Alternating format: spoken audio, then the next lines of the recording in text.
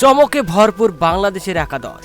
সাকিব তামিমকে নিয়েই champions trophy খেলবে বাংলাদেশ। বিস্তারিত জানতে দর্শক ভিডিওটিতে একটি লাইক দিয়ে চ্যানেলটি সাবস্ক্রাইব করুন। চ্যাম্পিয়ন্স ট্রফিতে বাংলাদেশের একাদশ নিয়ে চলছে জোর আলোচনা। বিশেষ করে মিডল অর্ডারে তৌহিদ হৃদয় এবং জাকের আলী অনিকের জায়গা পাওয়া নিয়ে তৈরি হয়েছে সংশয়। কেননা এই দুই জায়গায় আসতে পারে বড় পরিবর্তন। যদি সাকিব তামিম চান তাহলে তারা ফিরতে পারে তাদের জায়গায়, এমনটাই জানিয়েছে বিসিবি টিম ম্যানেজমেন্ট। এবার দেখা যাক বিশ্বকাপে বাংলাদেশ কেমন একাদশ নিয়ে মাঠে নামতে পারে।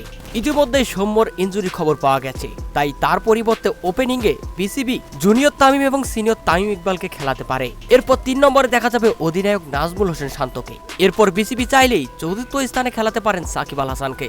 এরপর ৫ এবং ৬ নম্বরে যথারীতি মুশফিকুর রহিম এবং মাহমুদুল্লাহ রিয়াদ। এর পরপরই আসবেন মেহেদী হাসান মিরাজ এবং স্পিনার হিসেবে খেলাতে পারেন রিশাদ হোসেনকে।